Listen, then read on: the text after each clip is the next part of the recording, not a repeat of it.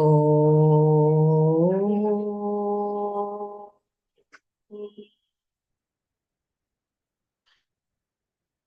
oh, oh.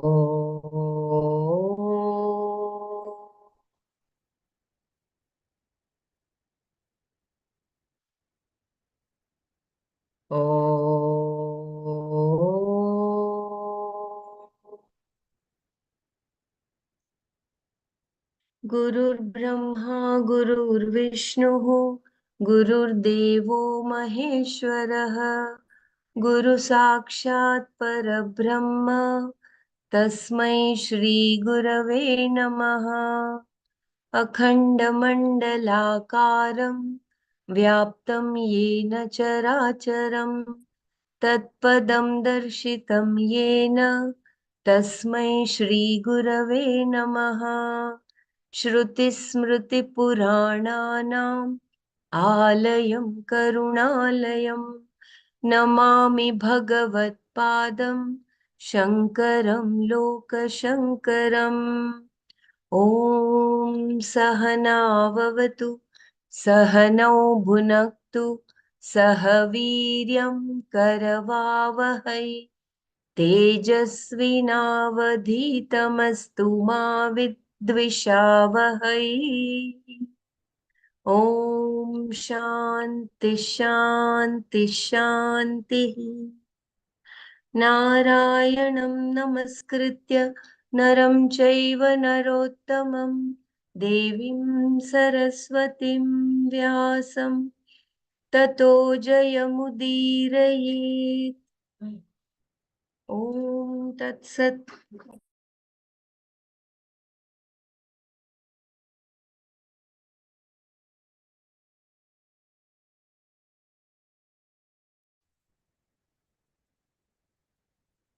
Hari Om. I think we should do Manana on Nirvana Shatakam. Yes. We had watched yesterday the first part. Yeah, what I was thinking was yesterday's session was outlining Atma and Anatma, and he came to the point of, he included Idam. He says what all Anatma is. Like the table, if you ask what is the table is not the chair or not the pen. Similarly, he came to the derivation of this idam pratyaya. So this body, whatever we see, so this body, this mind, so this body is different from the other body that we see around. And this body is an object of everybody else. I mean, cognition. Of cognition. So it was a very beautiful derivation how he came logically to the fact that there is a special relationship between I and this body. Because if something pricks me, where do you draw a line? That's the question. Was, he says, where do you draw a line between I and not I?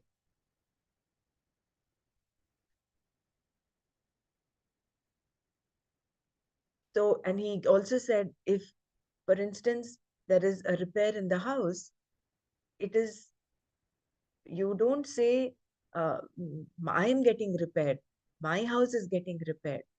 Similarly, with the body, if the body falls ill, it is the body that is falling. My body is falling ill. I am not ill. So that centered on I, that identification is where that uh, the problem lies. So he stopped at that. If anybody wants to share their insights, please do. Otherwise, what I would say is we'll watch the second, after we've shared our insights, we'll watch the second one where he continues with this. So we continue with that train of thought. Maybe we can watch to today if we do the fast, increase the Yeah, speed. that'd be nice because we need to understand what we did. Like as he Yeah. said, the 3 points that I gathered was the two words that he was talking about, aham, na aham, which is I, not I. How you recognize I and how you recognize not I. So we think, like you said, the body and mind and like whatever that this I cognition and then this cognition. Basically, whatever we see to our in front of us is that cognition. But then he also brought it up as like when you see me, the cognition of I become also be the objective, like I object of cognition.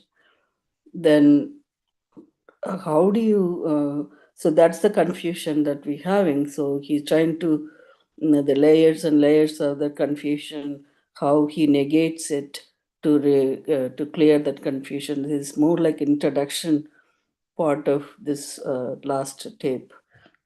After listening to the second time only, it was clear to me, because initially I thought he was talking about the first paragraph that in the thing, but he, like you said, that the important thing is how we identify with the body, then we call it as I, but even body is not I part, it is also so that's how he's trying to say that maybe in the next tape we'll talk about the self and evident and whatnot. um, yeah, that's what I gathered also. Thank you. Hariom, one like he in the first tape which Swamiji was saying, so he focused on that one. You can say not a sentence, but it is a like idam pratyaha vishaya. So he explained that idam is this, pratyaya is the cognition, and vishaya is the object. So that in explaining that, what would you call that? It is a small. It's a Viveka Vicharana or something like No, that, no. he said. Vivek Vichara was discussed in the second class. The first class he discussed that idam pratyaha vishaya, the cognition of the object in relating to the I cognition and this cognition. So two things were discussed, and do padartha he said. And in the second class he will discuss the Vivek Vichara. Actually, I listened it, and what I did was that I noted down, because there is so much of information in his uh, each this class he was taking. So I note, until unless you note down, you forget how many what like information we are receiving, what knowledge we are receiving. So we tend to forget. So the best way I found was that while he goes very slow, so you can easily jot down the points which he is mentioning. So in that way, it remains in your mind. Writing also it helps. So yeah, the next would be the Vivek Vichara. You can start the tape. Just one example which he talked about the cat and the dog. I could not like that point that he said in the mirror, taking the cat in his hand, that like, are you the cat? He said no. Then the psychologist said that it is like it has been done. He was satisfied that he got the result. But second time, he also, the person did not come out of the house, and then what he said was that that the dog uh, is He first says, time he took, okay, yeah, what he just says is, yeah. what he says is, although Swamiji said this is not what he wanted to imply, this is only an offshoot example he's given. The second time, although this person who thinks he's a cat, when he looks at the mirror and he confirms that, yes, this is I'm not a cat, he is still not, he's still afraid to go out because he says, what do I know? How do I know whether the dogs outside there consider me as a cat or not a cat? So that is Yes, where he's stuck again.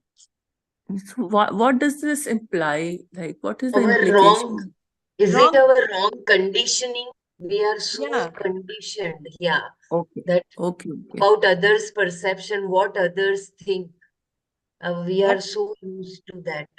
that is one. And I think Swamiji gave a disclaimer. He said, this is not uh, the train of thought that I want you to go forward with. He He said he gave something that about a mirror special. example. Yeah, he Mirror. said that that he wants some speciality or some. He talked about some, like he wanted that the person think that he needs a special treatment or something. That form of sentence he No, was saying. sometimes he gives a lot of examples or trying to give some information, but uh, trying to focus on the key things he wanted to say. So we have to really tease out the Yeah. material, what he's trying to tell you, Yeah. not dwell on the things that basically No, it the doesn't make sense. example. No, I know the special person he was trying to say is when the guy agreed that he's not the cat, he doesn't look like a cat. When he goes home and he comes back again, then he's asking how does the dog doesn't, when why you don't come out of the house, he asks. Then he says that how does the dog doesn't know that I am they know that I'm cat or not. How do So I not again, know? Yeah. yeah, not know the dogs are going to identify me or not. So he's obsessed with the thought of that he's being a cat still. So that is the vritti that the people have in their mind. It is not going to just go away, so that's why he's playing in a different way, even though that previous, that's what I felt it. Why would he ask that question? How does the dog is going to ask you that he doesn't want to come out of the house because of the dogs? Going to know whether he's not a cat. Obviously, he's not the cat. He should come out of the house without any problem. And moreover, Dr. Brahmara, I don't remember this first tape or the second tape where a question of Bella's question yesterday, like how you recognize and I mean, seeing things, right? The object of cognition. He gave a really nice, elaborate things on the recognition of or cognizing things, and he also gave examples of the perception could be giving you the wrong things, like how the sun uh, goes around. We think the sun rises in the morning, sun sets in the evening, but then the sun doesn't really Yeah. That is, come I and think, go. that is about the vichara, no? Oh, Vivek it's in the Vichara. It was Vichara in the part. Yeah. That second comes. tape. Oh, Yeah, okay, okay. Yeah. I'm sorry. Maybe I yeah. It One. was listened to the in the second tape a Yeah. little bit. Yeah. Okay, One okay. thing Then he go ahead ended it and with. play. Yeah, Yeah. we'll do that. One thing Mm, he ended the first session with was, there are people and people and people, but yeah. this is my mother. This is my, there are houses and houses and houses, but this is Right. my house. So there is a special relationship between, you Mm, have a special relationship between this body and I. So the whole mm, is centered on I. And that I, what is that I? Who is this I? Is what mm, right. That's a it the Vichara. whole yeah, that is the vichara. Mm. Basically, he is supposed to ask that who am I question. He is kind of going around with this object of eye cognition, the object of this cognition. And then he, like you said, yeah, how we identifying with things and um, relationships and ourselves. The question that was very beautiful was, where do we Mm. draw the line between I and not I? And not I, yeah, Is it the skin? Is it the exactly. outer skin that covers your body? The nose, yeah. Mhm. Or where is that drawing that The distinction between I and not I? mm, yeah, that was where you draw the line, right? Yeah, that says something. Okay. So should I play the Sure. second? Yeah, go ahead. I only listened half of it. Maybe that's why I kind of getting into that. Sorry.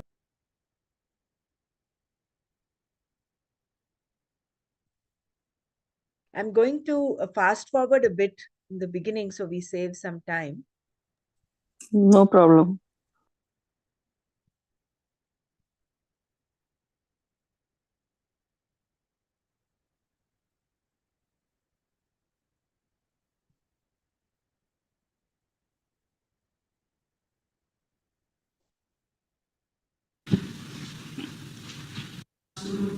with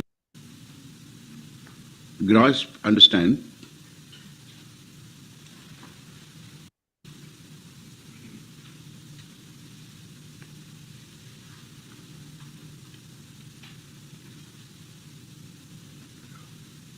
when you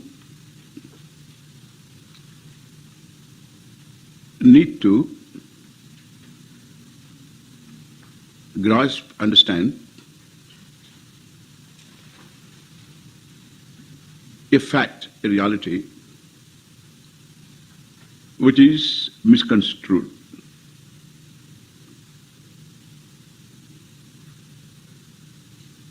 The process of inquiry is called viveka. Viveka vicharaha. Understanding itself is called viveka, viveka jnanam. The inquiry is called viveka vicharaha.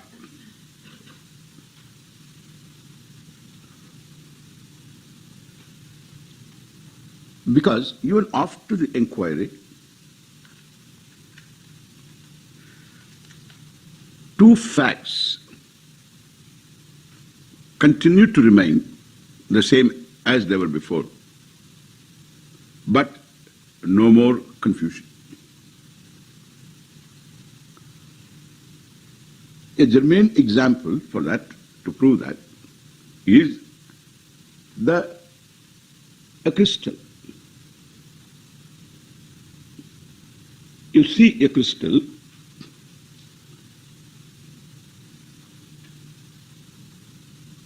looks orange, is it orange? Looks orange, eh? No? No? Why? Blue? Suppose it looks orange. We'll make it orange, okay? It looks orange. You can take it for a color stone. Some semi-precious stone. Because it's such a huge thing. If it's a small thing, it's a precious stone. That's how you get deceived. And this is a semi-precious stone, enjoying a color, orange color. And then it changes the color very quickly. The orange color is gone, kind of blue it is now, and green and so on, and you smile. What is that smile? It reveals your understanding that it is a crystal. Means it has no color of its own. And you check up the weight and all that tells you that this is a crystal. And let it continue to appear red, green, or any color. Your knowledge of crystal, being crystal clear, is never colored anymore. no matter in what form does it appear, the crystal continues to be crystal in your head. This is called knowledge. And that knowledge, we call it Viveka Vijnanam. Viveka Jnanam. In some situations, there is no perceptual change. The naked eye perception would continue. Like the sun rising in the eastern sky. It's a naked eye perception. This phenomenon is everyday phenomenon. Sunrise in the eastern sky. And it travels during the day and sets in the west. As long as you don't look at the sun from the North Pole in summer months, there it goes around you. You have midnight sun. Veda talks about it. The Indian Veda talks about midnight sun. Therefore, somebody said the Veda has its origin in the North Pole. Whatever. I don't speculate. But then this phenomenon of sun rising in the eastern sky is enjoyed by you, recognized by you, but your knowledge is Viveka Jnanam. A knowledge born of discriminative inquiry. The knowledge would be the sun doesn't rise even though it appears to rise.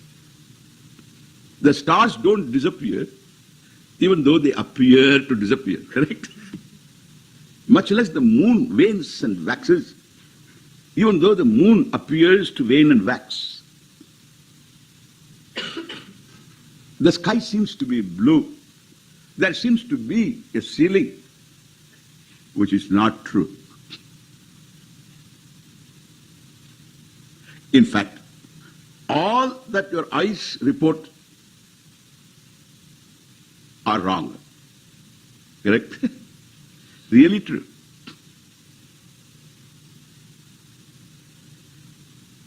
Because if the tree is looked at from a distance, it is small, looks a shrub, which it is not. The stars, like little stars twinkle, they are not little stars.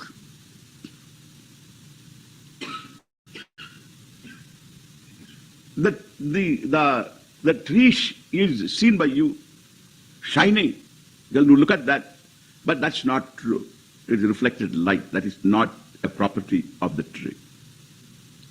You see the Swami revealing himself, and the Swami is not a radiant Swami, an isotope Swami. It reflects like the body, therefore you see the Swami. Whatever that you see is not true. And therefore, don't get confused, okay? So let us do some yoga. And therefore, please understand. And knowledge is entirely a different thing. And therefore, you need to use your power of reasoning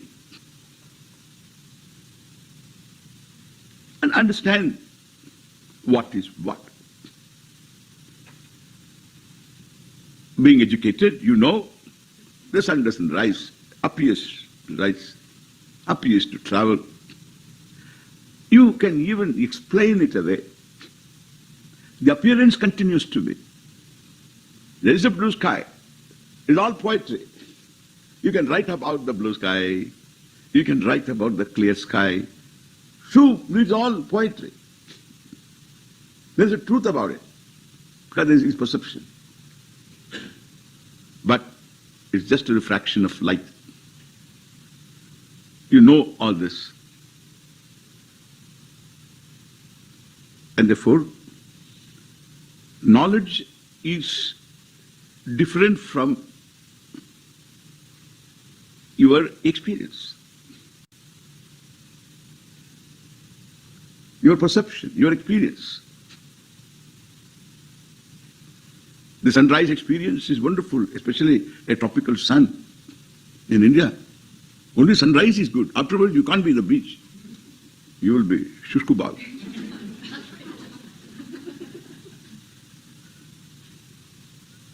But it's very beautiful, the sunrise. We can enjoy experience.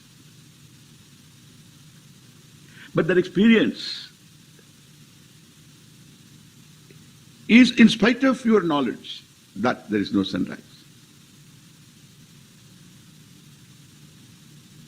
The appearance is assimilated. It is assimilated knowledge. Experience is accommodated because of your understanding. Experience is not denied.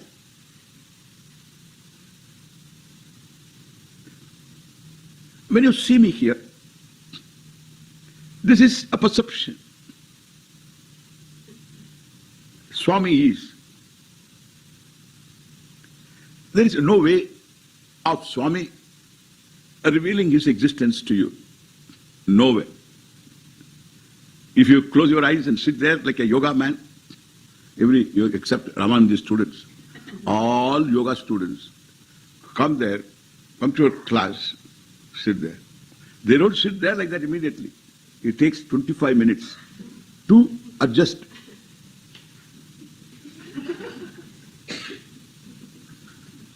It takes time. And then they close their eyes and sit. I ask them, please open your eyes. And the fellow thinks that I am talking to somebody else. Because he's sleeping, okay? And then pretends as though, after wakes up, then pretends as though he's enjoying, okay?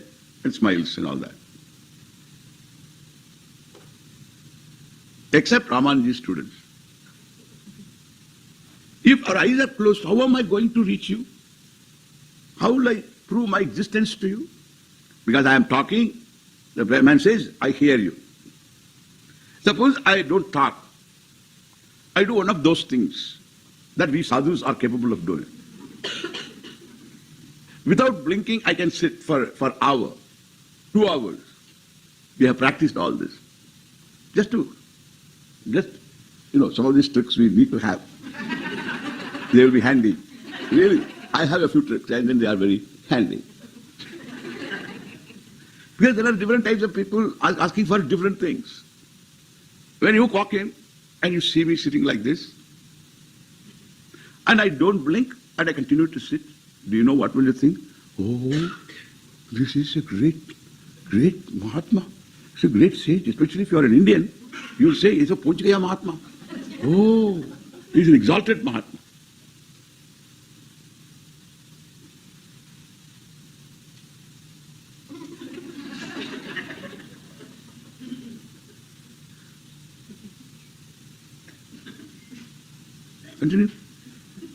Continue. How are you going to know that Swami is here? Because I'm not talking. No way. The only way is you have to open your eyes and oblige. You have to open your eyes and your eyes must have the power to see. And Swami should be sitting lighted. Understand? I should be lighted. There should be some lighting up the Swami. There is no way of proving my existence to you unless your ears to hear are there, your eyes to see are there. In some way you have to see me, therefore Swami is, hear me. In some way you have to perceive my existence. You hear me, therefore Swami is. And then other senses like touch me. Certain Swamis you can smell also from a distance.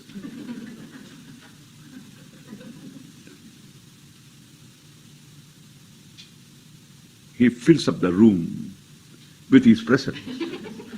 And therefore, So this, some way you need to objectify. So without objectifying, sensorily, or in some other way, there is no way of saying Swami is.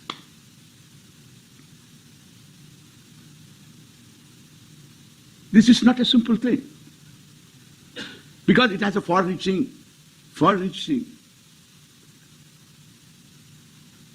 consequence that I cannot reveal myself. Not only me, everything else like me in the world. A sound may be there. If it is not heard by you, how do you know that there is sound? You go to a forest. Yesterday you went to this wooded place. And today morning you go, this tree has fallen. Nobody is around. When the tree fell down, it might have made a huge noise. Who heard it? Assume there was nobody around. Who heard it? Not even animals. Who heard it? Then we can say, an unheard sound, does it exist? Does an unheard sound exist? These kind of questions generally turn you to yoga, to be more practical.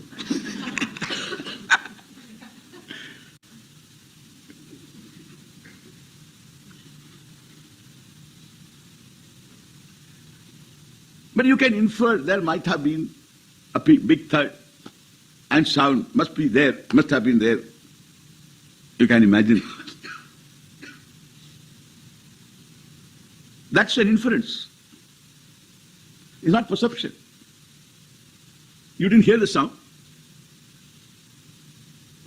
You presume. Without sound it cannot, without making sound it cannot fall. And therefore you conclude that there must have been sound. It might have caused a big thud sound. So that's particular way of reasoning. In other words, you don't say a fact was, a fact is, an object was, an object is, without a means of knowledge. When there is a weather forecast, something is going to be. This weekend, this will happen. There will be rains.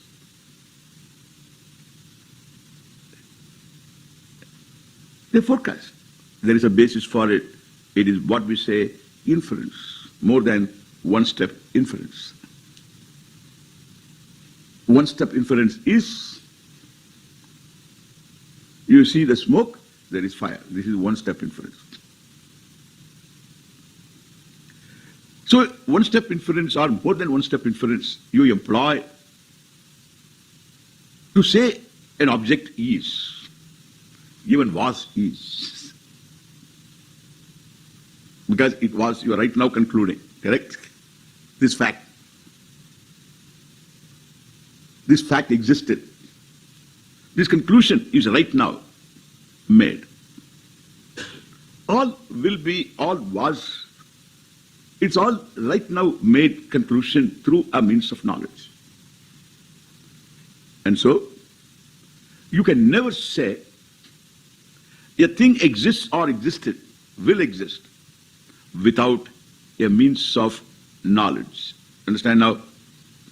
Either direct perception, it is, you can say, or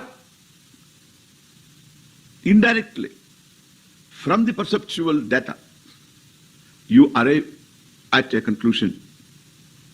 It was, it is, it will be.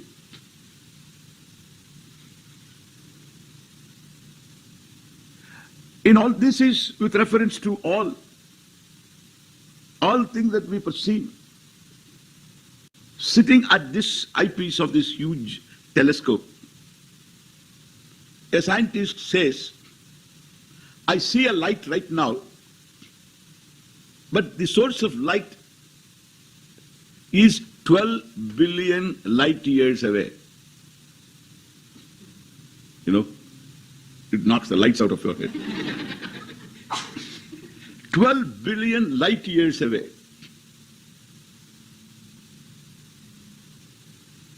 You can understand how important are your eyes. This Big Bang theory is based upon this eye perception. Understand this? If you look at this, you can't adequately care for your eyes. This Big Bang theory, the black hole conclusion, all these are based upon visual perception. 12 billion light years away. Wow, wow. Means the light started 12 billion light years. Means if the light travels 12 billion years, how much distance? That distance away. In fact, these scientists see the past. See the past when our solar system, Milky Way, didn't exist. The Milky Way galaxy didn't exist. That is what they see.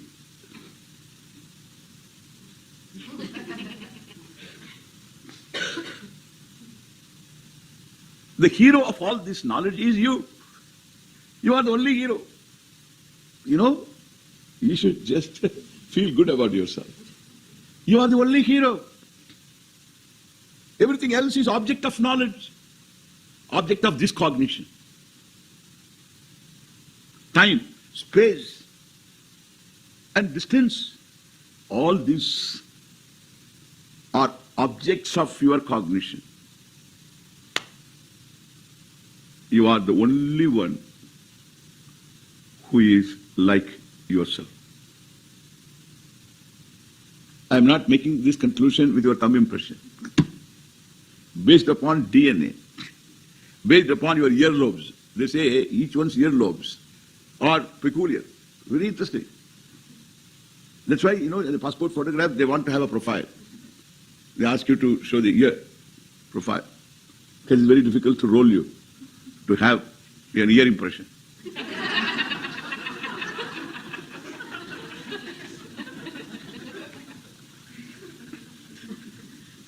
Really. And so, I'm not talking about your DNA peculiarity, uniqueness. I am talking about the locus of the word I.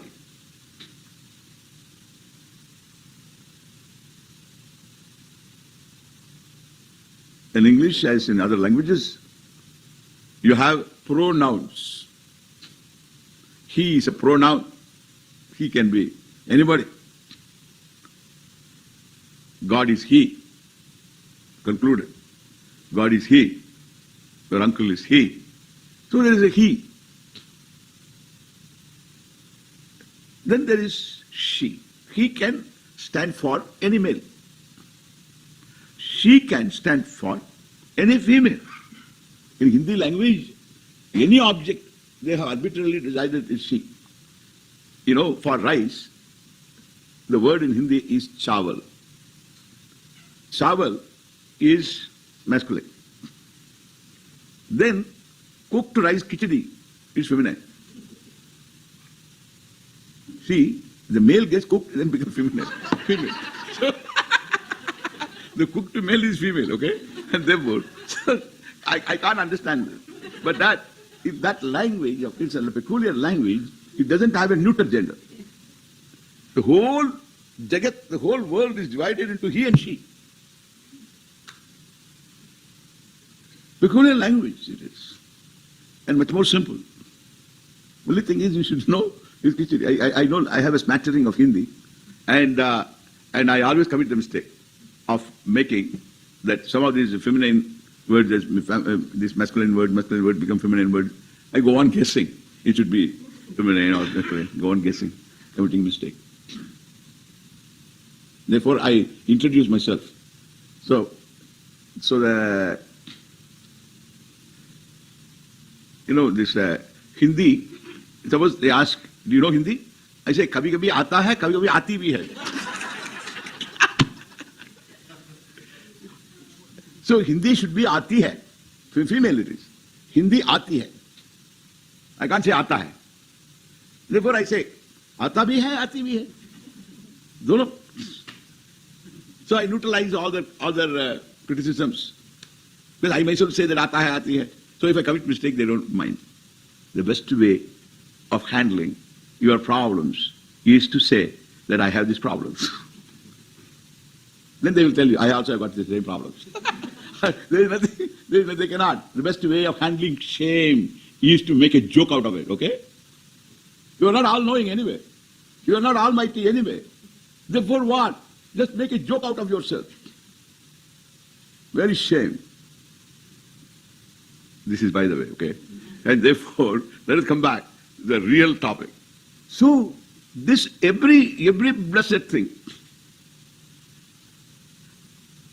is referred by either he or she or it. In all languages, in Hindi of course, he, she, but it's covered. He, she, and in English, he, she, it. Over, then there are some more pronouns. Okay? Some more pronouns. One is the second person pronoun. What is that? You. The word you I can use for anybody. You. You. So, for the word you, there are any number of people to refer by the word. I can use the word he to stand for any number of people. I can use the word she to refer any number of people. I can use the word it to refer any number of objects. Then there is another pronoun, it's called I, first person. I. Now, how many people you can refer by the word I? You tell me this. By the word I, how many people you can refer? Eh? Only one. There is no other way. That's why language also talks Vedanta. It is Vedanta it is. Because Vedanta is truth. There is no other way. There cannot be too many I's. What you objectify is not I. The one who objectifies is I. And the only one who objectifies is you. Referred by the word I. There is no second I. Wow. We take it very easily for granted. And you plead to everybody, don't take me for granted. Don't take me for, you take yourself for granted.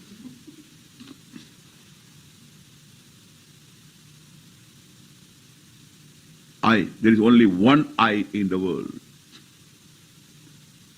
And that is you.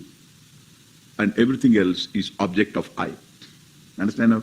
The object of I comes to light through a means of knowledge. Through eyes, through ears, other senses. The object is smell, taste, touch, sound and form and color. All these come to light through your eyes, ears, and other senses. One more fact here. Ears can hear. Swami is talking. You should hear. You do hear. Sometimes you don't hear. Why? Not because of Swami's accent alone. That is one thing. The accent is a problem. But then there are other reasons. Everybody laughs. And there is always in the audience nudging the neighbor. What did he say? What did he say? What did he say? What happened? Ears are here. Swami is talking. All are laughing. I didn't hear anything. You know? One says, what did he say? What happened? Were you deaf? No.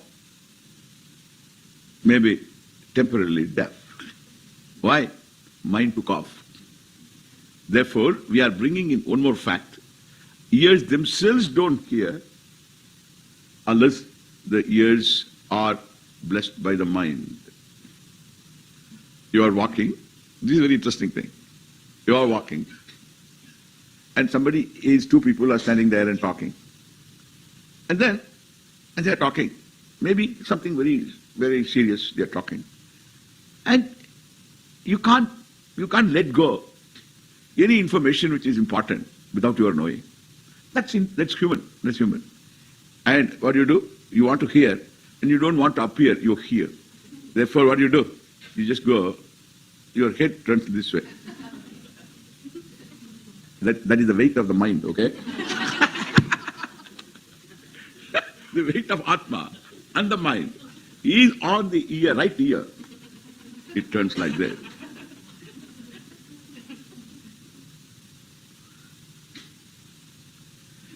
Inasmuch as you with your mind have to be there very much with the ears to hear, very much with the eyes to see, to taste, to smell. And from this we understand, mind alone cannot see, cannot smell, cannot taste. Eyes alone cannot see, ears alone cannot hear. Therefore, the mind, senses, mind means you. You need to be there behind the mind. Therefore, you are the only hero. The whole drama is a solo drama. It is mono-acting. Really, you are the only central figure, everyone else unlike you. And that is true with reference to the other person also. That's why marriage is possible. There is another I.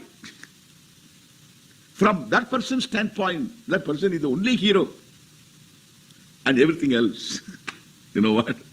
Everything else is objects. From this, we understand one thing. The object of cognition of I is entirely different from the object of cognition of this cognition, the object of this cognition. This is flower. And the one who has this cognition of flower is the person recognized by eye cognition. Flower is, it becomes evident to you through a means of knowledge. Now come on. The flower becomes evident to you through a means of knowledge. Sun is, moon is, black hole is, or this big bang was is evident to you through a means of knowledge. Now I am asking, your body is evident to you. You objectify your body. Body becomes evident to you. Hunger is evident to you. Absence of hunger is evident to you. Back pain is evident to you. Correct? And this emotion is evident to you. This knowledge is evident to you. This absence of knowledge, ignorance is evident to you. You are evident to whom? You are means I am. You have to say I am. I am evident to whom? I is evident to whom? Everything is evident to you. You exist. To whom everything becomes evident. Time, space, everything else is in time and space. If there is a heaven that is included, let there be 100 heavens, all of them are objects of your knowledge or belief. Evident to you. Your belief is evident to you, not heaven is evident to you. Heaven exists, belief is evident to you. And you exist, evident to whom? To yourself. Correct? In other words, the only thing is that I would say, self-evident is the self. Yourself is, yourself exists, and your self-existence is self-evident. The only thing that doesn't require to become evident is yourself. Understand now? You are unlike everything else. everything else becomes evident to you. You are self-evident. Long way we have come. And some more things we need to know, we will know. Om Purnamadav Purnamidam Purnat Purnamudachyate Purnasya Purnamadaya Purnameva Vasishyate Om Shanti Shanti Shanti Harihi Om Sri Gurubhyo Namaha Harihi Om.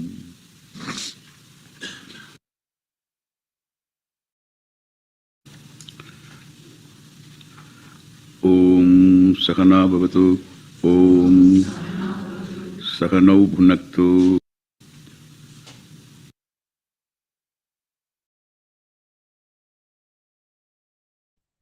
Jai Gurudev, do you want to continue to watch the third one in line with the thinking? And then we'll do Manana. Here in the second, he brought up the importance of means of knowledge, that you are the only person centered on everything. Everything is centered on, like a mono act. And self-evidence, how the Atma is self-evident, how I is self-evident. So we have an option of stopping here, Continue. sharing our insights on I this. think you continue it, but I think those 3 points you said is what he basically said. Right? Yeah. And the last sentence, before self-evident, he was saying something. I wasn't sure, like what, like self-evident. That's what he was trying to say, right? That's the only thing is you evident to yourself. No, everything I mean, you is exist. Yeah, everything is evident to you, but that's to more you. of a, yeah. And then for you, the self, you, because how you know this all things, because of the self. Is that what he mentioned? Okay. That is where he says self-evident. You are Evident. self-evident. You do not need another person to say that. Say that you exist. You know you are. Right. There's a subject and object become one. That is self-evidence. That's right. I mean, the first two videos are so important for contemplation. Yeah, because this is bottom line, right? Like basically, this is where we got that subject and object all becomes one. That identification, and then you really understand what is this perception through the senses, and giving to the mind, connected with the mind, and means of knowledge and everything else. Like it makes big sense. Behind the mind is the self. So without self, these things what we are seeing or hearing, all this, those subtle things doesn't happen. And when you extrapolate the means of knowledge to the Vedas and the Pramana, the Shastra, that it is through those eyes of the Shastra that we are able to see the truth of existence. And he also brought how the I part, he kind of divided this gender, he, she, and all that. And then there is even in language itself, it became Vedanta because for the I, there is no second I, there's only one I. It's really nice way to ultimately he says, yeah. I is evident to whom? Ultimately. That is you. That is self-evident. Self-evident. And is the self. You are the self-evident. So why we are negating, and those pronouns, is, yeah. Go ahead. Please go ahead, Dr. Mari. No, you're right. I mean, the way he is saying all this, and these two paragraphs, this introduction, how it says why we have to negate, why he sang the way he sang, like Bhagavan Adi Shankar said it, why he negated, it gives you a good understanding of when you're going to recite it or when you're going to sing it. There can be pronouns, the way he's used pronouns to arrive at who this I is. You can say everybody else. You can point out there are so many yous. Similarly, there are so many its. But where do you locate I? I is only one. One, yeah. Isn't it? I is only one. That's There very are nice. no two eyes. I mean, I think all of Advaita is there. I mean, that's such a profound derivation that he's brought up. That's why he said we have come a long way to when he came to the self-evident I. Yeah, how he brought the whole I is universe only one. into this few sentences, like the time, space, and distance, and everything else, like all become the object of cognition, and that is through the knowledge. Yeah, Means of knowledge. time and space are also in your cognition. Cognition, Right. yeah. One more thing. Okay, we have Yeah, go ahead. half an hour. Yeah. No, please go ahead. We'll share the third one. We'll listen to the third one as well. And please go ahead, Dr. Mara, before I play the video. And anybody else wants to share, please share. Yeah, that's it. I know it kind of went off my head. But obviously, I think after each one, if we summarize a little bit, it'd be helpful to observe this point. If we forget also, I think we'll get it. Thank you.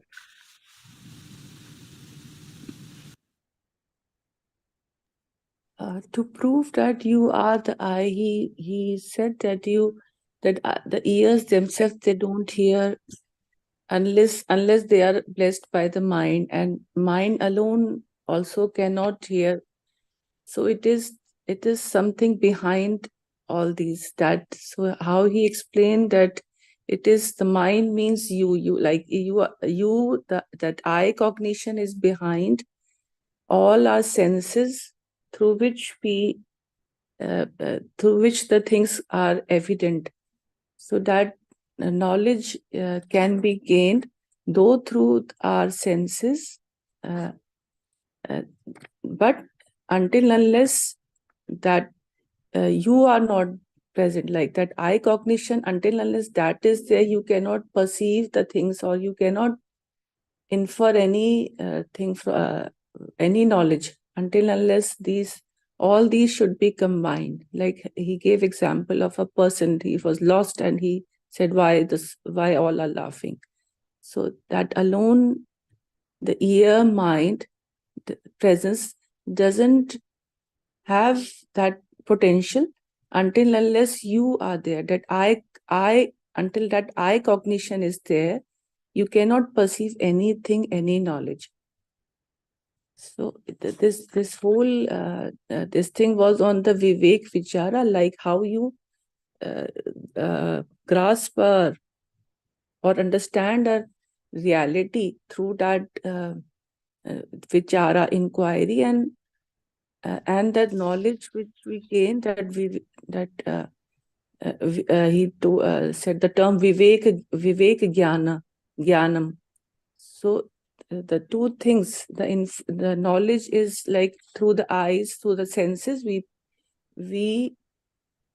through the experience, that is the perception knowledge, which is assimilated knowledge, and the other is the direct knowledge, like which you inferential knowledge is that, like when you see a smoke, there is a fire, like that. He said inferential knowledge. And then the weather forecast, what he said, that weather forecast is the knowledge which you infer, until unless you do not have that knowledge, you cannot forecast. So it is all the type of ways in which we can gain knowledge through the direct perception, or we infer something through our knowledge. So this is all, but this is not done until unless you have that a cognition of I.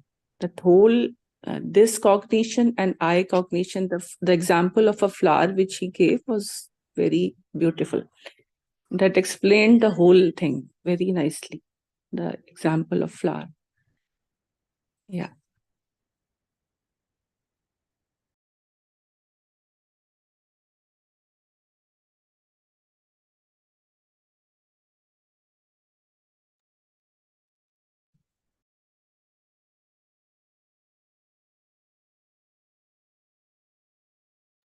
Yeah, Hariom, it also signifies the importance of cleaning our all inner equipments and extra. I mean, how important it is to whatever we see may not be true every time.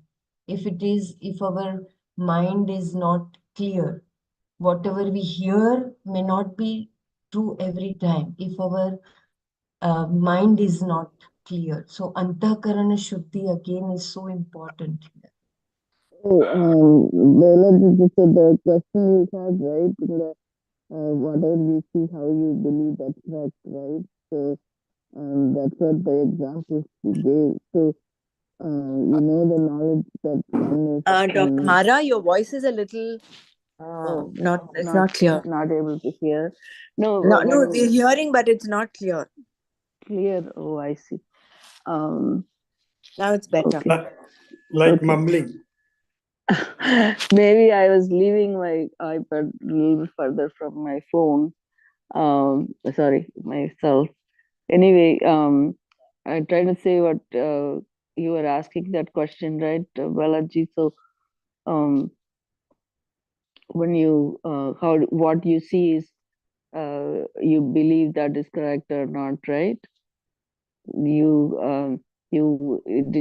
listen to that sun example and all that, but we have that knowledge through reading or to like the telescope thing, like you have the specific knowledge, like when you're driving, all the trees are going backwards, but it's not moving. We are the one moving forward. If you know the theory or the practical knowledge, give you basis, so this is not true, even though it appears to sun rises every morning, sun sets every evening. Even though it's happening, it appears like that, but the sun is not moving anywhere, right? So that Yes, yes. yeah, that's because of that knowledge he talked about. Yeah.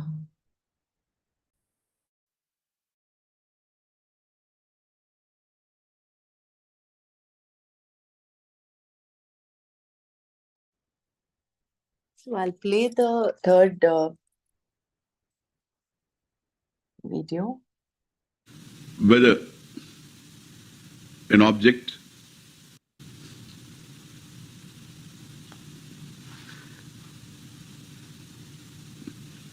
whether an object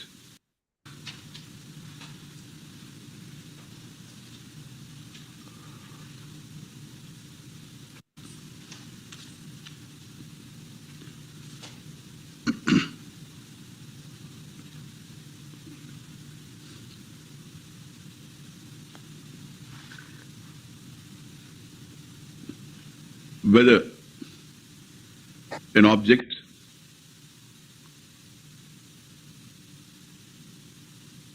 exists, is, or it doesn't exist, is not. Both existence, non-existence, presence, absence, both have to become evident to the self, to you. You cannot talk of absence, much less you can talk of presence without the object becoming evident to you. The absence has to become evident, presence also has to become evident. That I have nothing in my hand. Hand is evident, absence of objects, absence of a flower is evident. That I have no flower. No flower. Correct? Absence is evident. So presence is evident, absence is evident. Okay? Presence of a flower is evident, absence of a flower also is evident. Absence of flower in my hand, evident. Evident means you can talk about. So evident through a means of knowledge. So the evidence is to you. Your existence doesn't become evident to anything else except yourself. So my question, the Swami is there or not? Yes, is there because Swami becomes evident to you. He is evident to you. So do you have a body of this age, of this condition, of these attributes or not? Yes. Why? Because it's evident to me. So all these are evident to you. Now my question is, do you exist or not? Are you there or not? You have to say, yes, I am. I am means I exist. How do you know? Your existence, your being. How do you know? You know, I infer I should exist. This inference, you know, did you hear that inference? Somebody said, I think, therefore I am. That is only the beginning point. At the end of the inquiry, the same person said, I am, therefore I think. Descartes. I am, therefore I think. Because even if you don't think, you are there. Correct? Descartes was sitting in that French cafe in the morning. And in the French, you know, they don't take coffee in a cup. They don't know that. They take coffee in a bowl. You know that? Huh? I was shocked. He gave me a bowl. What for? I thought they were for washing my hands or something. That's for coffee. Coffee? Yeah. You want cafe? What do you call that? Cafe? What is that? French cafe? You know. Cafe? Whatever. And the woman came. Descartes was sitting. One more round of coffee she brought. Mr. Carter, do you want cafe? Do you want some more cafe? He said, I don't think so. He disappeared.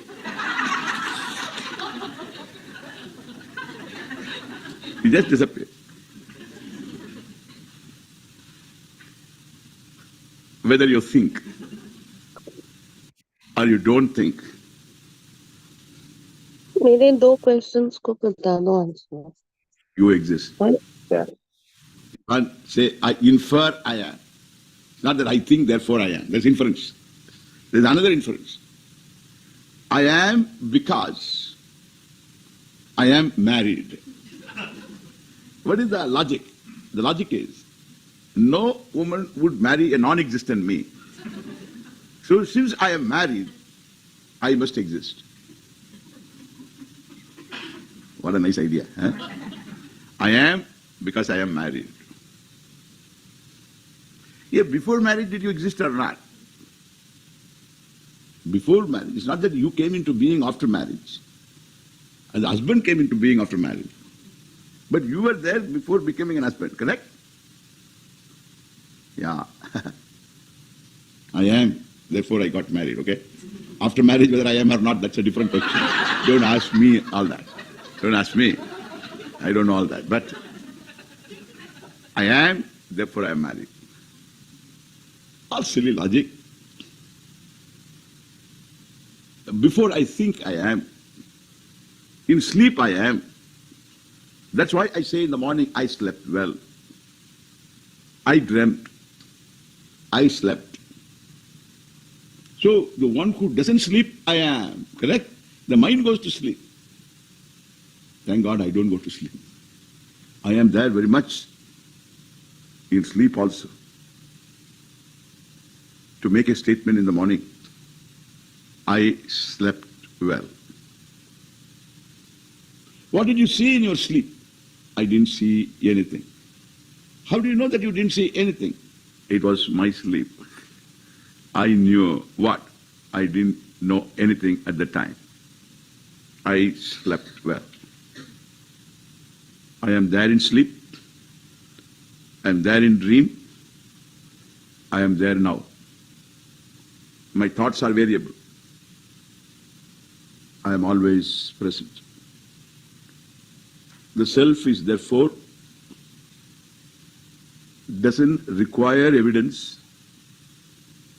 Everything is evident to the self. The self is self-evident. In fact, what is self-evident is the self. What becomes evident to the self is not self. Understand now? Atma is self, aham, and what becomes evident to aham, atma, is anatma, idam.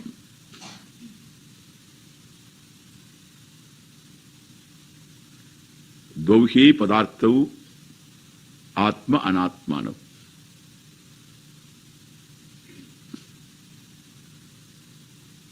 The self plus not self constitute all your experiences. Self and not self.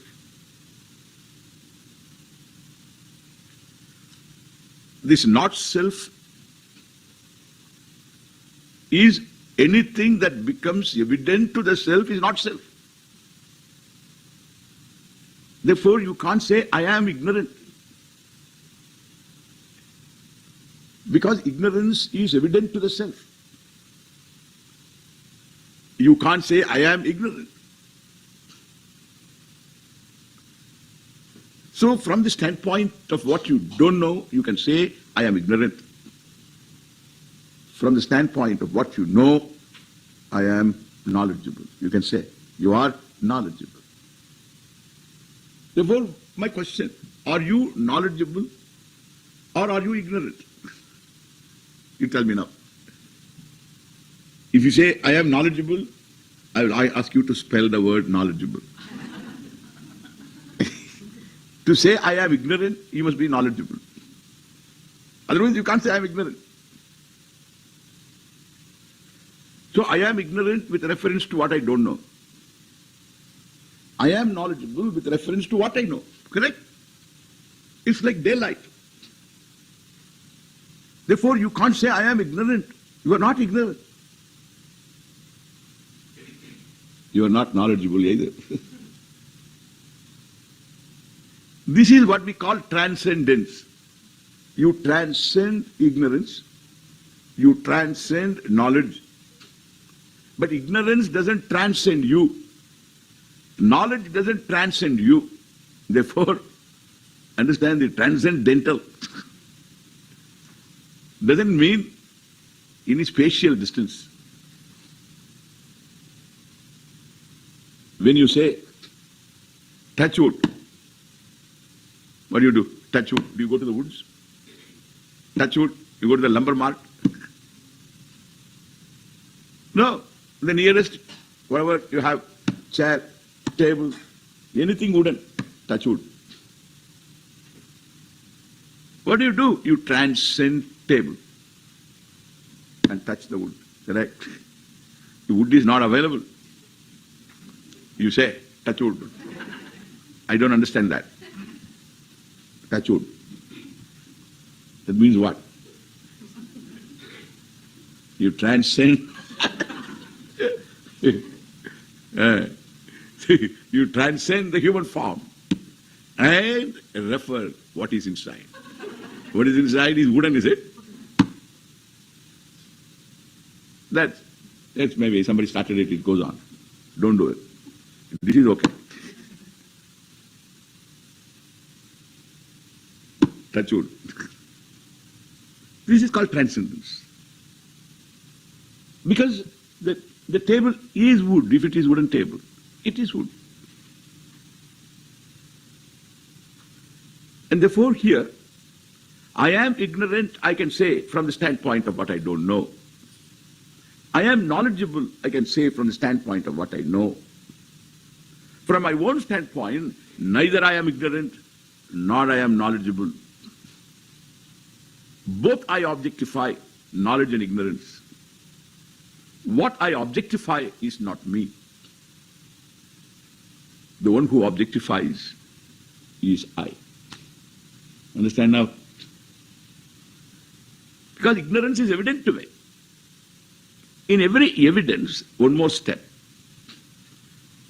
In every evidence, there is naturally objectification. The flower is evident means flower is objectified by you. When you objectify, the flower becomes an object of your consciousness, correct? It becomes an object of consciousness, object of knowledge, object of consciousness. Correct? Swami is evident to you. Means what? Swami is object of consciousness.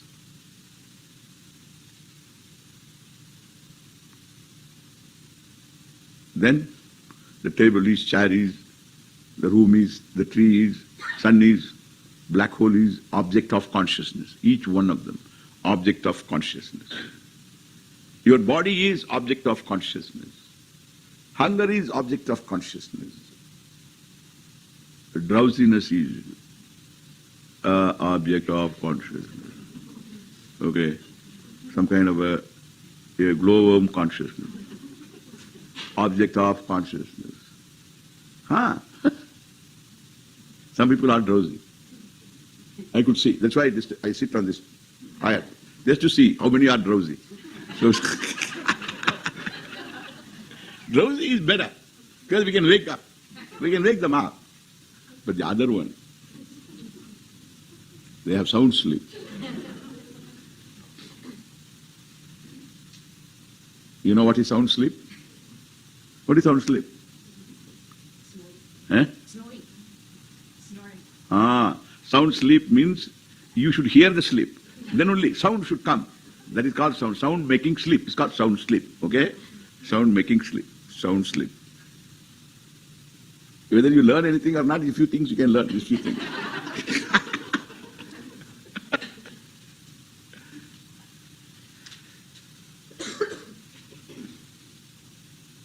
And therefore, anything you say is an object of consciousness. A condition of mind is object of consciousness. Every form of emotion is object of consciousness. Memory, object of consciousness. Recollection, recollected object is object of consciousness. Whether you have memory of Grand Canyon, you have the memory of Grand Canyon. You can't have it unless you had visited that, correct? You must have gone there, then you have Grand Canyon. Old Faithful. Do you have memory or not? Yes, if you say, then the memory of Old Faithful is, that means that memory is the object of consciousness. Memory exists, object of consciousness. Do you have memory of Badrinath? What? Badrinath. Oh, Badrinath? I never had been to Badrinath. I went to Rishikesh. When did you go to Rishikesh? Yes. Don't ask me. Those are the days I want to forget, okay? What are those days? Oh, those are the days you don't know. Those days. They're all the days of growing. Now what? Those are the days of growing. What? Hair, long hair, nothing else. Those are the days of growing. Now what? Now what's the days of growing?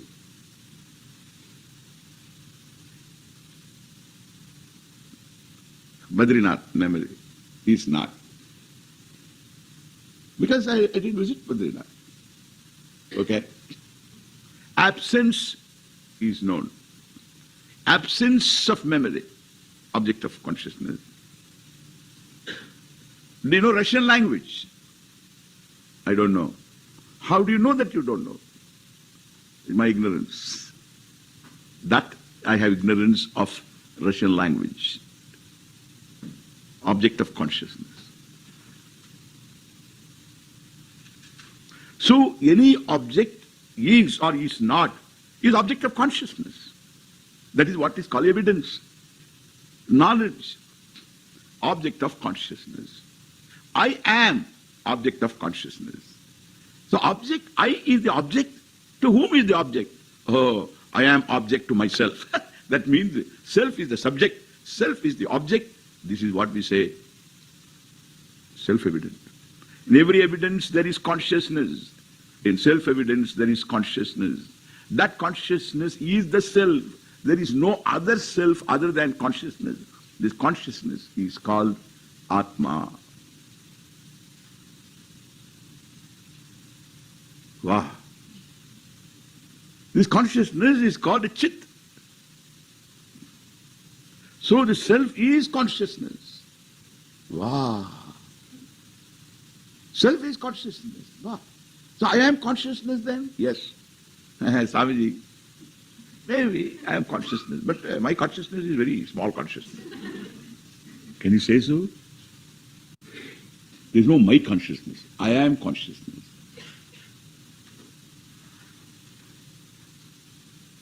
It's all wrong thinking.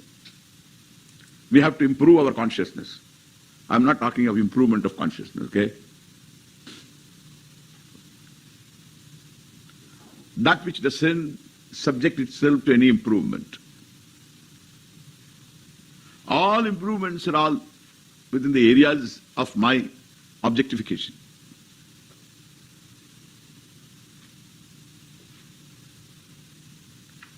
So consciousness is I.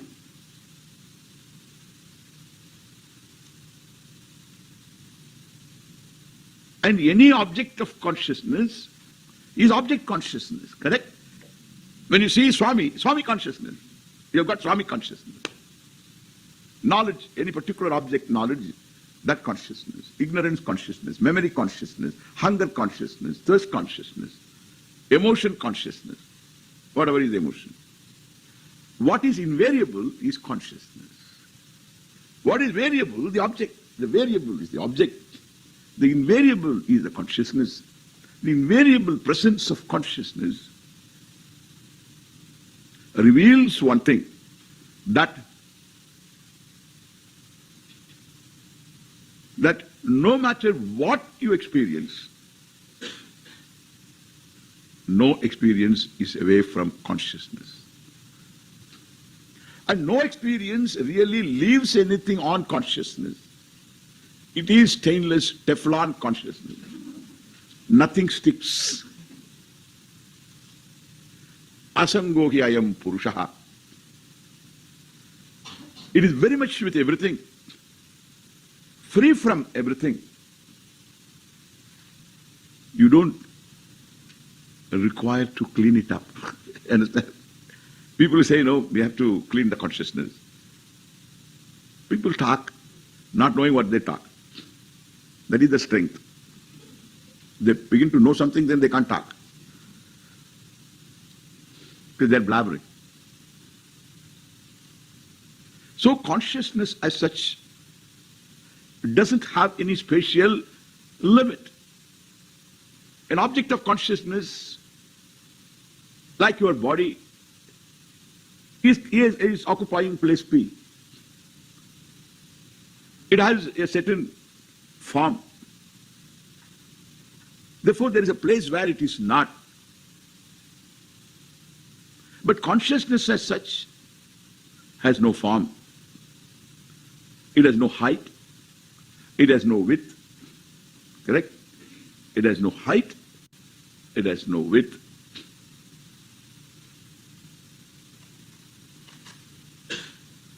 And therefore, it is spatially limitless.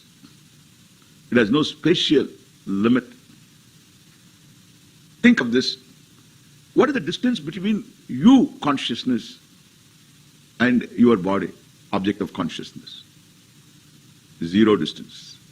You, consciousness, and me, the Swami, object of consciousness. What is the distance? Zero distance. Between your body and this body, there is a distance. Between you, consciousness, and the object of consciousness, no distance. Because the object is not away from consciousness.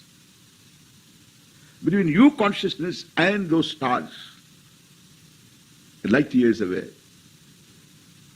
no distance. Spatially, limitless is the nature of consciousness. You, consciousness means you. And this is what you experience when you are happy. This wholeness. When there is ananda, when you say ananda, some happiness, there is a wholeness there. You listen to music, the resolution of the sense of any inadequacy, the wanting person, for the time being, is quietened. No more clamor, no more longing. For the time being, there is a resolution of the small man, the wanting man, the smarting person, the wanting person, complaining person, murmuring person. All the time murmuring. It's always like this. That murmuring person, that fellow for the time being resolves. What obtains? Object of consciousness. Consciousness. The hearer also not separate from consciousness. And the heard object of consciousness is not separate. Both subject and object are fused in this consciousness. There is wholeness, there is wholesomeness. And this is what we say, Ananda. Chidananda Rupa Shivoham Shivoham.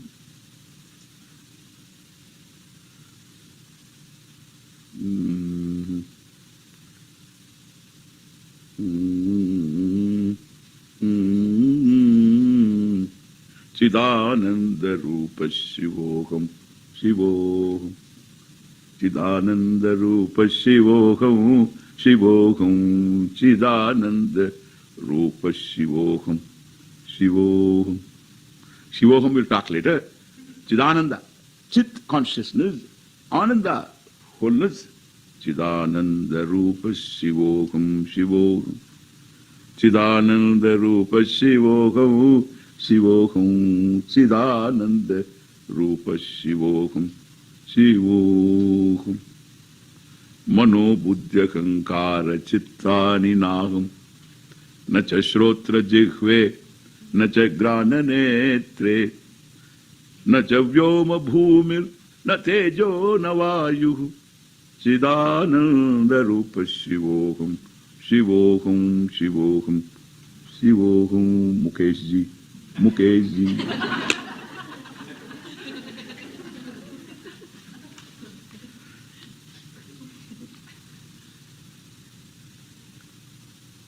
I am the self. I am but consciousness. Not the variable thoughts. All variable thoughts are me, no doubt. Nothing is away from me, no doubt. But I am not the variable. Mano buddhya kankara chittani naham. Mano buddhya kankara chittani naham. I am not. Don't say mind is not. No. Mind is I am. Mind is not separate from I. I am not the mind. Mind means the emotional mind, the doubting mind, the desiring mind. That's called mind, mana. The whole faculty, the thinking faculty, is referred by this word, mana. Buddhi, another word. So one type of thinking, desiring, doubting, emoting. Even this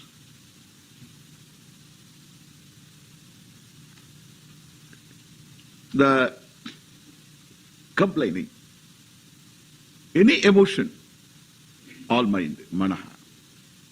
Then resolving, deciding, should I go or not? Should I go to this class or not? Sometimes doubt comes. What will I do with this Vedanta? Where should I go? These kind of doubts are possible, you know. Possible? I don't know. Possible. Yeah. I come for yoga. You didn't reckon Swami is part of the deal. You didn't reckon.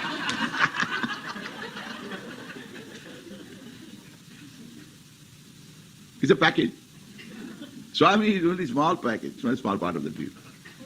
Mainly yoga. A little bit of Swami. A little bit in the morning, a little bit in the evening. And kabhi in the satsang. Even these people are having resistance. Mind. This is called mind. No, I will go. I will go. It doesn't matter. Let's go. You don't sit there so hard. Just can go and relax. Swami anyway is funny. It's okay. So some concession. You decide to come and sit. That is called buddhi. And when something happens in terms of understanding, that is also buddhi. Oh, that is true. If you say, that is buddhi. The whole faculty is viewed differently from the standpoint of the type of thinking. When you explore, inquire, discover, decide, and that is what? Buddhi. When you recollect, Chittan, from your memory, when you recollect, recall, Chittan. Memory database, Chittan, that is also Chittan. The data bank is Chittan, and you recall the process of recollection, that is also Chittan. Patanjali uses the word Chittam for everything. Chittam, yogaha, chitta vritti nirodha. This Chittam, the word is, it includes mind, buddhi. You can use mind also, manaha also for everything, buddhi also for everything, Chittam also for everything. But when you have three words together, one after the other, then the meaning is this. The emoting process, thinking process, is called manaha. The exploring process, inquiring process, deciding, is called buddhi. Recollection is called chittam. Memory is also called chittam. And the one who owns all this is called ahankara, the subject, the ahankara, the ego, the hearer, the seer, the thinker, the one who owns the emotions, one who owns the conclusions. And that person is ahankaraha, ego. All these I am, because when a mind, doubt is doubt consciousness. When a conclusion is conclusion consciousness. Inquiry is inquiry consciousness. Recollection, recollection consciousness. Ego, ego consciousness. Who are you? I am consciousness. I am not mind, I am not buddhi. I am not chittan. I am not ahankara. Mano buddhi ahankara chittani naham.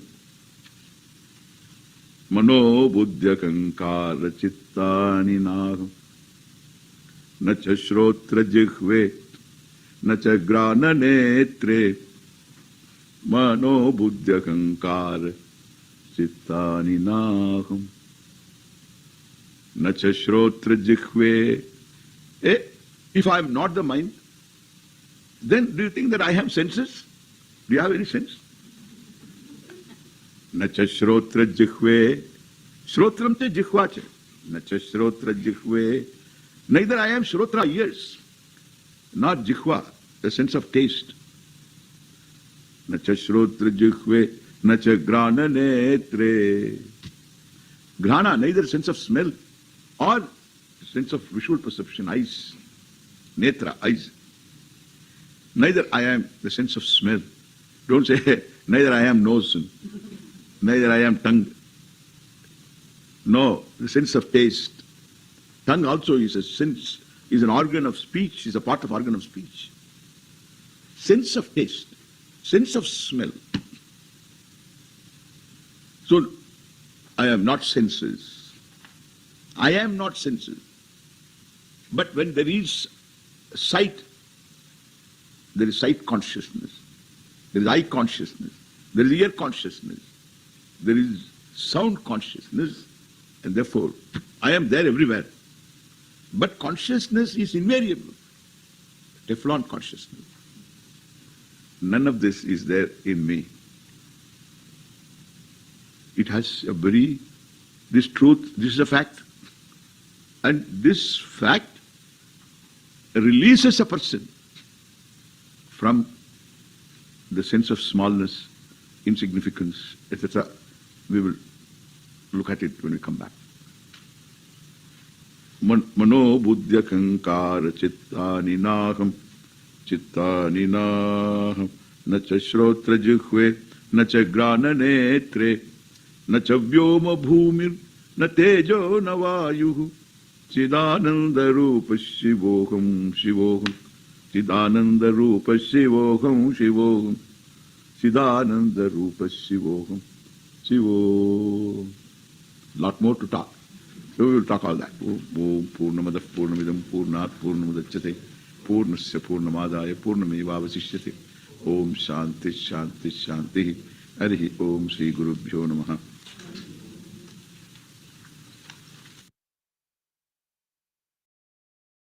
Shanti Shanti.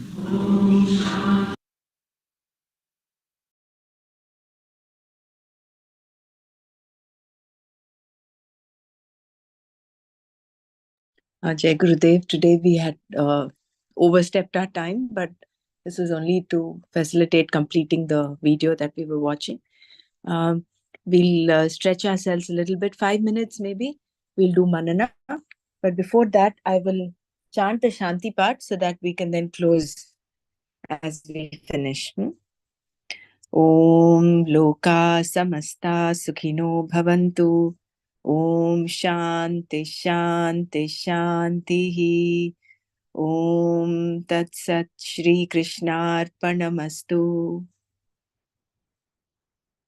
Yeah, let's share our understanding, please.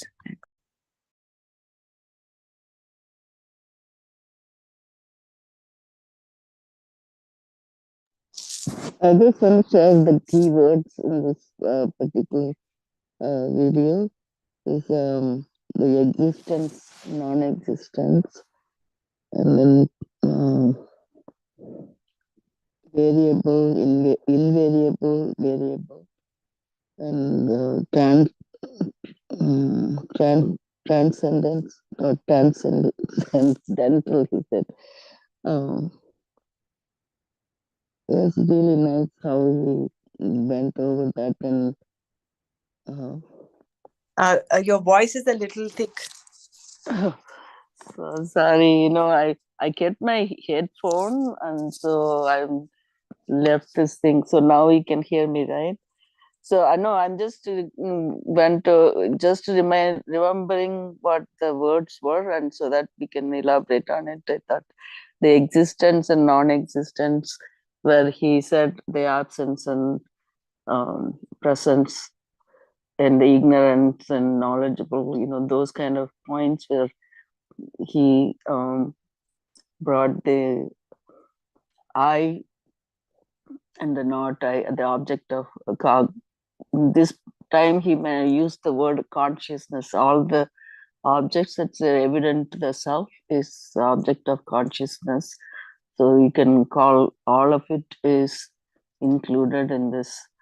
And then and then the object of the absence of things, that also a knowledge like called ignorance, and then the presence of thing, that what is present also you aware, that's knowledge. So he was saying how we transcend the ignorance and the knowledge part. So that was one word he was saying about um, transcendental or transcending things. The last one was then he goes on negating all the things evident to the self is object of consciousness, that um, it, it becomes the I is the self, and everything else is the object of the self. So then he's negating those things like Mano, Buddhya, Ankara, Chitta, Ninagam, and all the senses and the five elements in this particular paragraph, and then Chidananda Rupa Shiva Sampet. That's what I got. Thank you.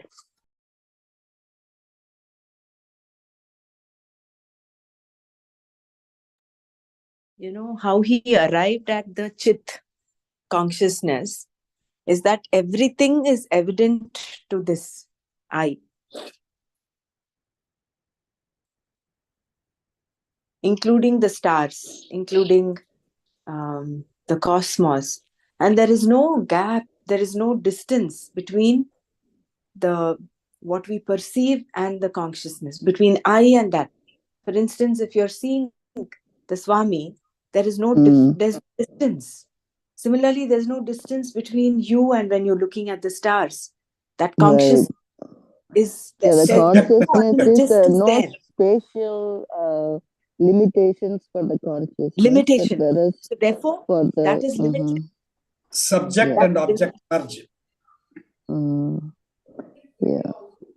And the very beautifully he talked of how knowledge and ignorance, we transcend even that. Because how do you know you're ignorant? Because you know you're ignorant, right? That knowing is there. How will you know otherwise? So you can't, therefore I am not ignorant. But I'm also not knowledge. I'm also not knowledgeable, not knowledge. Knowledge should not be using the term knowledge there. So I am neither ignorant nor knowledgeable.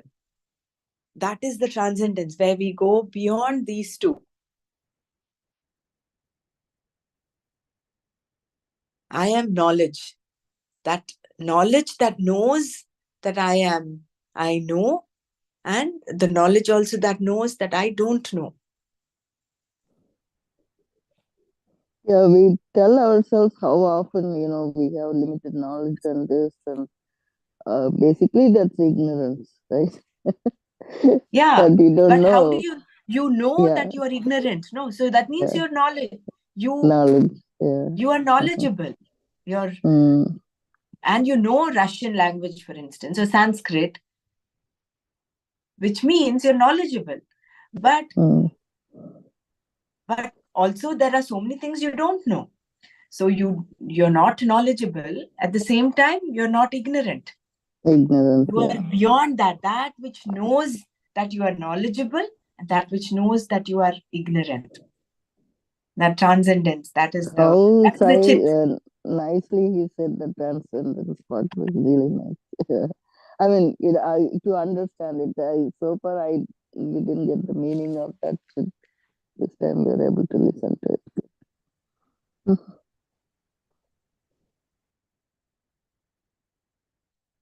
And Ananda is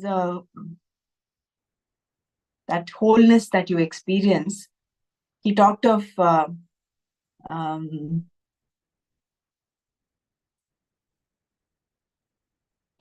laya, of absorption, where that smallness, that small mind, the chattering mind, the grumbling mind, all that disappears. And what you're left with is just the wholeness, that completeness. That is Ananda. When it's hearing the music, is that what you said, right? Like when you're one with the music or something like that. Okay. That is, that is like laya, absorption, but that you can come out of anytime. But this Ananda that he was talking of is the whole, is the wholeness that frees you from feeling small. Right. The wholeness. The variable thoughts and the invariable thought, like all the variable thoughts are there, they are me, but I am not the variable. Like the consciousness is invariable. It is that is why there's no division between the subject and object. That wholesome, that consciousness and your body consciousness, there is no distance between the two. So that is that wholesome that is the Ananda. And that he also mentioned, like it is wrongly said, my consciousness. It is I am consciousness. This was also very profound.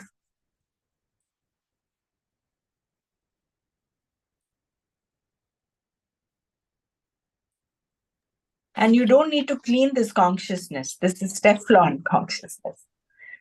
It is stainless.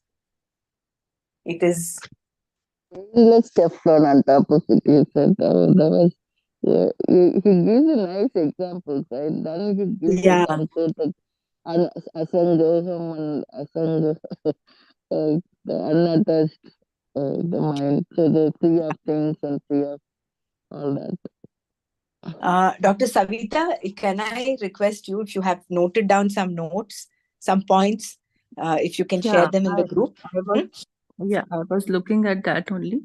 Yeah, he talked that will about, be useful. like, he started with that the object, the existence he talked about, that either there is existence and non-existence, both are there, and both are evident to you. He had the example of that absence, which is the flower. He said that the absence is also would be evident to you, and the presence would also be evident to you. Your existence doesn't become evident to anything else except yourself. So he asked, do you exist or not? So he said that I exist. The self doesn't require evidence, as everything is evident to the self. So self is always self-evident, and what becomes evident to the self is not self. Did I become clear? Like if Anatma. It is anatma. Yeah, so the self doesn't require any evidence, as everything is evident to the self. Self is always self-evident. So this is one thing. And what becomes evident to the self is not self. That is the aham atma, anatma idam. In this way, atma is self-evident, and what becomes evident to the self is anatma. He said about the dau padartha, atma and anatma. And these from the standpoint of knowledge also, like he said that I am knowledgeable from a certain standpoint, and I am ignorant from a standpoint. So when you transcend both the ignorance and the knowledge, that is the transcendental stage, which you like. Yeah, it doesn't mean like you can say that you are knowledgeable with some reference to what I know, and from the ignorant point also you are ignorant from certain with reference to what you don't know. So when you transcend all the ignorance and the knowledge, that is that transcendental transcendence which he called. This is transcendence. Example which he gave was wood, which made it quite clear. Like if you generally touch the wood, you touch wood, you say. So you are not mentioning the table there. So you are transcending that table there.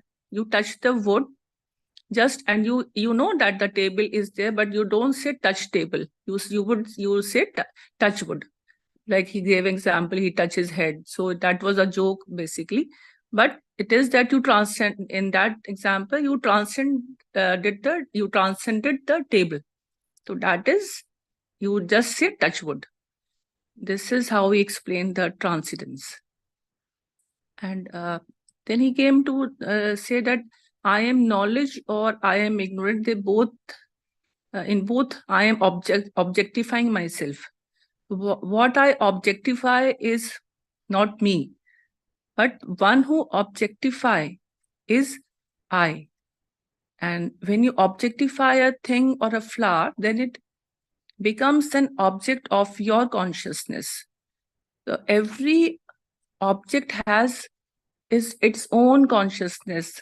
Even the memory, emotions, recollection, they all have their object of consciousness. So I am the object of consciousness, where self is the subject and self is the object, where when we talk about I consciousness. So it is that self. The self there would be the object and the subject. So that is why it is called self-evident.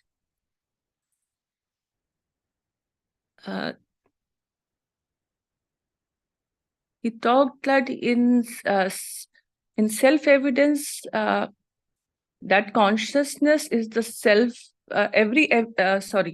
This consciousness, he said, is that the I consciousness. He said that is the Atma, this is Chitta, and there is no my consciousness. It is always said I am consciousness.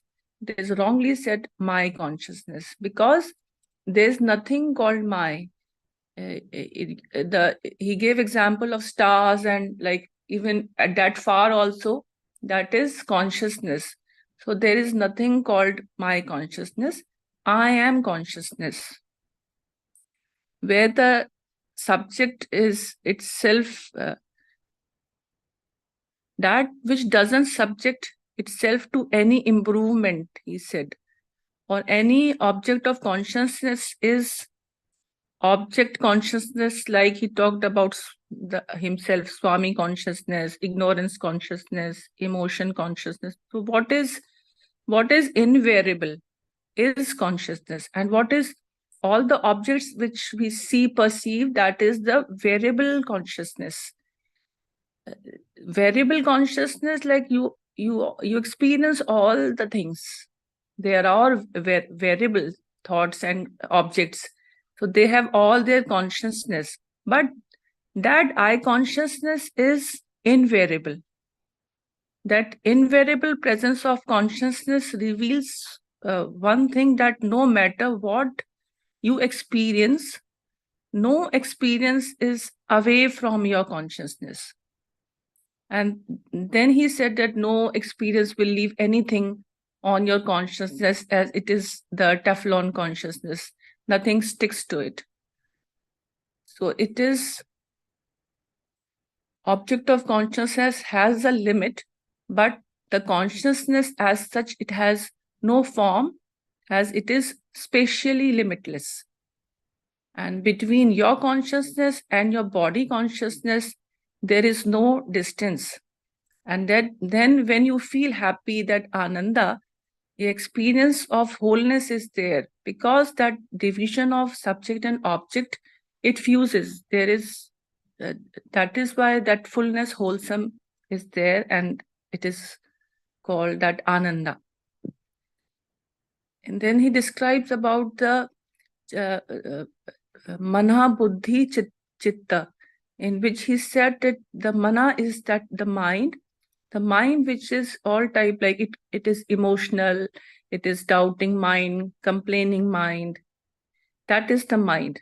Whereas intellect is that which decides, or it has the resolving capacity, exploring capacity. It understands like whether to go to class or not. That the intellect will say no, you have to go. So he gave example of that yoga class. Then he described about the chittam, which includes that recollection.